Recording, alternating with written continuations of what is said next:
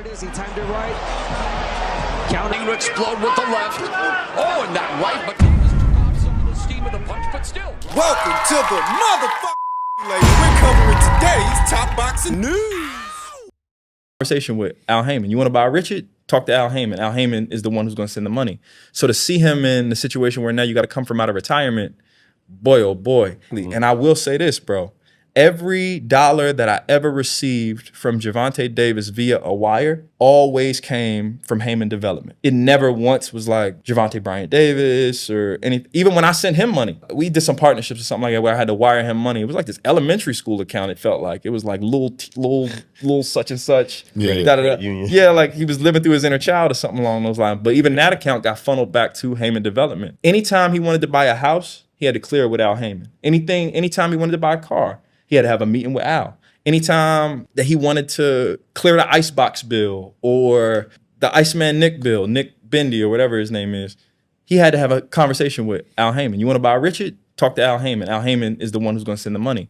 So to see him in the situation where now you got to come from out of retirement, boy, oh boy. And I see this Floyd lawsuit, and if you suing Showtime because Al Haymon misallocated $400 million and you claim they allowed him to, that lets me know that you can't sue Al Haymon directly. You get what I'm saying? Yeah. So it's just rough to see. And I know for a fact that all of those accounts ran through Al's name.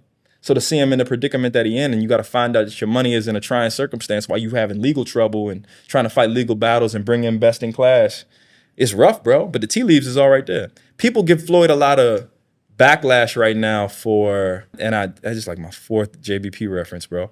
Shout out to Joe Budden. That's literally one of my all-time favorite rappers. That was fashion designer Chris Blake, who recently sat down to detail his dealings with Gervonta Davis. Rather, seems to be his guardian ad litem, Al Haymon. There's no good reason for Al Haymon to have that much control over any of his fighters' finances, and this is not the first time we would have heard of this arrangement. Same arrangement he's said to have had with Floyd. And you see what Floyd Mayweather is going through now, reduced to having to come out of retirement to make ends meet because Al Haymon reportedly stole all of his money. Did he also steal Gervonta's? Probably. There is no permissible scenario, no appropriate situation where Al Haymon should have control over his fighters' finances. Just imagine if this were Eddie Hearn. If they were saying this about him, or Bob Arum. What would people say if they found out that either Eddie or Bob had full hegemonical control of their fighters' finances, the way Al does? Be riots in the streets. So what's the narrative?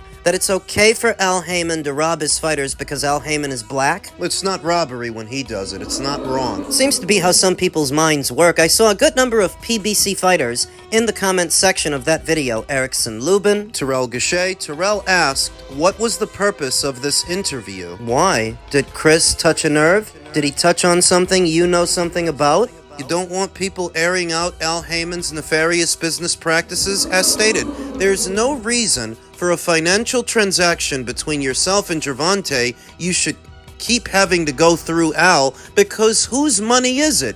Is it Gervonta's money or Al's? I saw a good number of individuals in the comments section actually castigating Chris Blake for airing out this dirty laundry, but why should that bother them? Al Haymon is pimping these fighters out. It's what he's doing, and the only reason these guys are okay with it is because Al Haymon is black. As if that somehow changes that he's taking advantage of his own fighters. What I consider an underreported story, Floyd's financial situation and how Al Haymon is said to have stolen a sizable portion of his money, which is what I've been saying. It should be the biggest story in boxing right now, and it's not because they're not talking about it. They're deliberately not talking about it because it goes against their narrative. Their narrative where the guy you gotta worry about is Dana White. Oh? What you have to worry about is Zuffa Boxing because they're gonna rob you, they're gonna jerk you. Never mind Al Haymon stealing over $300 million of Floyd Mayweather's money, and that he might be doing the exact same thing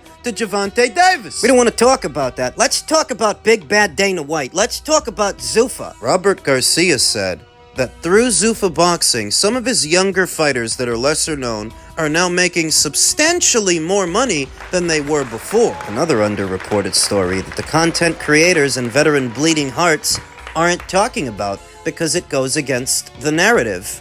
circling back to the center and the point that I've been making all along.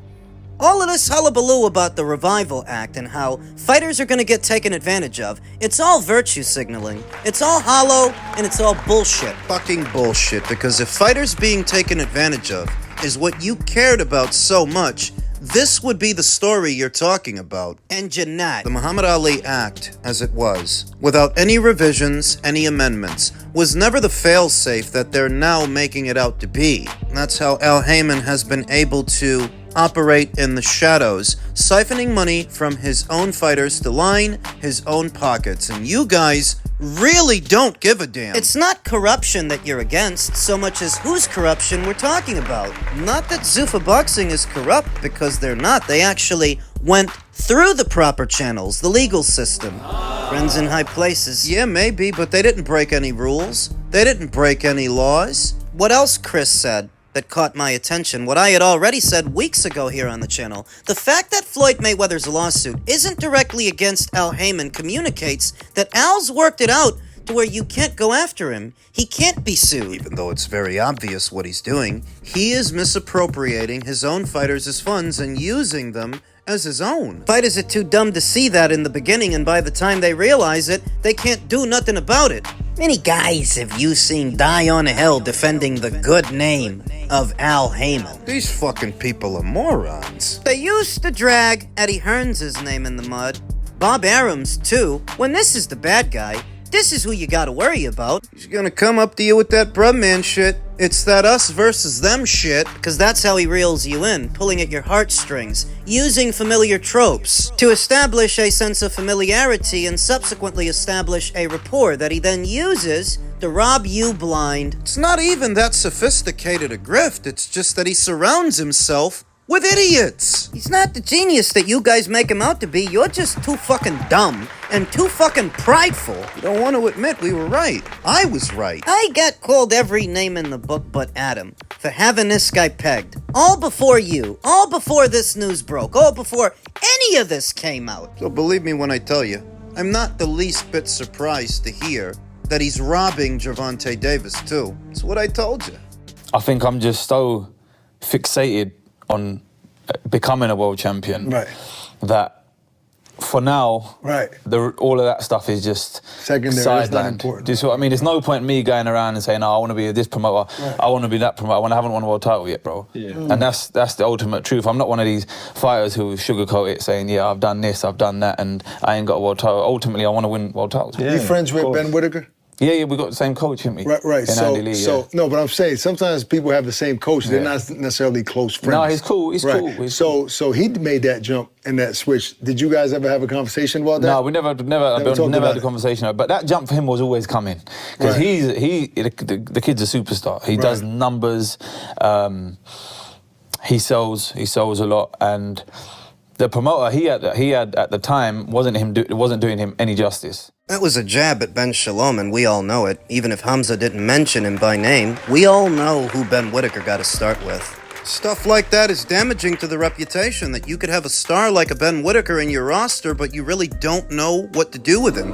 Hamza Shiraz adding to Frank Warren's good standing, his good reputation among his fighters. He wants to stay put. He doesn't want to go anywhere. He's happy with the job that Queensberry have been doing, and why shouldn't he be? He has all the makings of a star. He's on the eve of a world title fight for the newly vacated WBO title on the undercard of Usyk versus Verhoeven. There's no need to go anywhere else. He could have migrated to Matchroom, maybe saw about joining Misfits Pro, but he decided to stay put because so far so good. Now, I saw WBC middleweight champion Carlos Adames, upon announcing that he'll be moving up to 168, start calling out Hamza for a rematch. A rematch that I'm not sure happens because at middleweight, there was an incentive to fight Carlos, but at super middleweight, where he doesn't have a title... Rematch for what? Hamza Shiraz himself seems to have another PBC fighter on his mind. Not Carlos, but Caleb.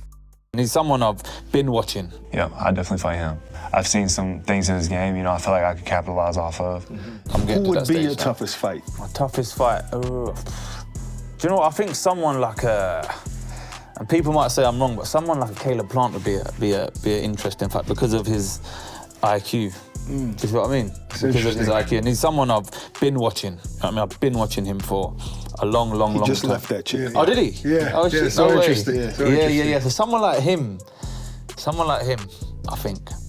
I think that's another big fight. Yeah. Yeah, I definitely fight him. Yeah, I definitely fight him. Okay. What do you think about him? I think he's a good fighter. I think he can hit hard. I think he's got a lot of heart. But I've seen some things in his game, I feel like I could capitalize off of. That's a potential fight you ready for. You smile when I say his name. He's like, oh. Now that I could see materializing, that I could see happening. On the Queensberry Promotions side of the street, of course, as they would have all the leverage in the situation, not the PBC, not Caleb. Caleb is still coming off that loss to Armando Resendiz. Well, if he's coming off a loss and he ain't got no leverage, why would Hamza want to fight him? Same reason that he fought Edgar Berlanga, because he's known and because he's beatable, because he is one of the more established names in the super middleweight division. I initially thought that Caleb, given where he is, maybe he would go to Zuffa and look for opportunities over there, but fighting a Hamza Shiraz could actually get you more money than just fighting for Zuffa. Hamza Shiraz is one of Turkey's favorites. That's why he's using him on another one of his shows. Likely to become WBO champion in his next fight.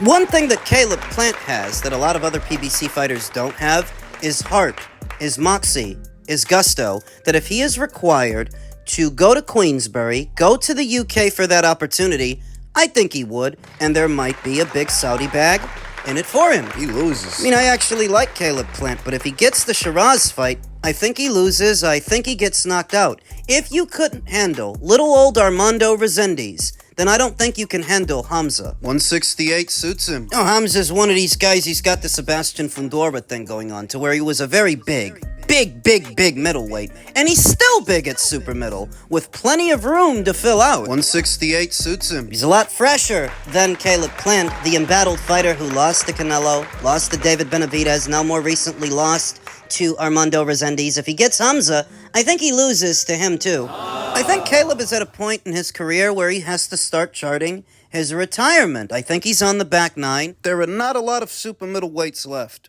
that I think he can beat. Fight, but Caballel's #1 in the WBC, and the fight goes on in Egypt between Usyk and the kickboxer. I can't think of his name. Not being disrespectful, I just can't think of his name. Out there, he's fighting him, and the WBC afterwards will have to order the mandatory, and if they don't, we will sue them. I'm telling you, I'm not going to piss around with this. Ajit deserves his opportunity. He should be in there. And if anyone tries to duck that fight, then he'll have to vacate. It's as simple as that. You fight Ajit or vacate. It ain't happening. It won't we were not going to stand for it. We're not. Why wouldn't you want that? Why would an organisation not order that fight? Why wouldn't you? Just sold out in in a day. Sold out the arena we went in, which we could have sold out 3 times over. It's not like he's some guy where you're not going to earn any money. That's a football stadium, him and Usyk. I want to see it. And Usyk's I'm a big fan. He's a real warrior. Why wouldn't he want to fight? Frank doesn't have any patience, any at all, for the WBC's some-timed governance. Some fights that they're supposed to order, they don't. Fights they're not supposed to order, they order. Frank's not going to wait on them to do their job. He's going to force them to do it. And if you know anything about Frank and the courts, he's not mucking about. If he says he's going to sue you, he's going to sue you. The WBC, though, through their own bylaws that they write themselves, is likely protected. Usyk has said that he plans on facing the winner of Wortley versus Dubois, both of which are promoted by Frank. Could that cause Old Fish Eyes to soften his stance? That, one way or another, Usyk wants to fight one of your fighters. Maybe it's not Agit Caballel. Maybe it's Fabio Wortley if he wins. There's a lot of information involved with this. There's a lot going on. Frank Warren is one of those guys, man. He does not mince his words. What's your take on this situation? How realistic is this lawsuit? Seems like boxing is getting very litigious lately, or at least it is in the News Minute. This is Frank Warren. Yeah, Frank Warren suing everybody. He's holding no punches. But like I said, Frank, you don't want to mess with Frank. I say that all the time. Frank's got a guy you want on your side, not against you. Matt, what's your take on this situation with Usyk and Caballel? Right, if we're talking about Frank Warren, we've all got to be super careful what we say here. Let's get that out there. Like I said, you want him on your side. No, and I think Frank's right to do what he said he's going to do should the WBC not order the Ajit Kabayel fight. I think Kabayel has done enough to deserve a shot at Alexander Usyk. And I think even though one could argue that out of all of the heavyweights out there, Alexander Usyk, out of everybody, has earned the right to have a low-risk, high-reward outing against a kickboxer.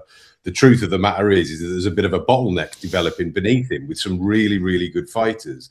I think this kind of contest would be okay if there were not so many deserving fighters kind of waiting in the wings. And if you look at people that Frank Warren promotes, two of whom in recent years have been awarded a belt thanks largely to what Frank Warren is doing. One of those was Daniel Dubois, who has been with Frank Warren since the start of his career. When Alexander Usyk was not going to defend his IBF title, in came Daniel Dubois, and he got that. And a similar thing has happened also in the last few months with Fabio Wardley in the WBO. What Frank Warren is now doing is pushing his position in a very similar way with the WBC and Ajit Kabayel. He doesn't want to leave it to chance or leave it to choice. By now, he understands the World Boxing Council cannot be trusted to do the one job they're tasked to do, and that's move the ranks along and order the fights. They only seem to do so at their own discretion. Frank is not going to leave it to chance. By now, he knows what Ajit Kabayel can do, what he can draw over there in Germany. So just imagine if you get him a full world title. What else might be ruffling Frank's feathers is that Usyk is going into this Rico Verhoeven fight with the WBC's blessing, them knowing that Agit's due a title shot. Frank's been around long enough to know that the World Boxing Council will leave your opportunity in limbo if you don't speak up. The squeaky wheel. It gets the grease! So you've already got Ajit Kabayel in the queue. Potentially the winner of Richard Torres versus Frankie Sanchez via the IBF. That one's happening on Usyk's undercard. And his old buddy, Murat Gassiev, via the WBA. The mandatories are piling up for the reigning two-time undisputed heavyweight champion. You can't fault him for taking his foot off the gas and taking it easy, but at the same time, you can't fault them for wanting their opportunity. So what might happen? Maybe Usyk drops the green and gold title, surrenders it to Ajit Kabayel to face Fabio Wardley for the brown one, the brown belt. That's if Fabio wins. If Fabio loses, Daniel takes his belt. Well, I don't expect to see a trilogy with Daniel. At that point, maybe then Usyk fights Kabayel. Think it's contingent upon what happens in Wardley versus Dubois. That may be how Usyk makes his determination.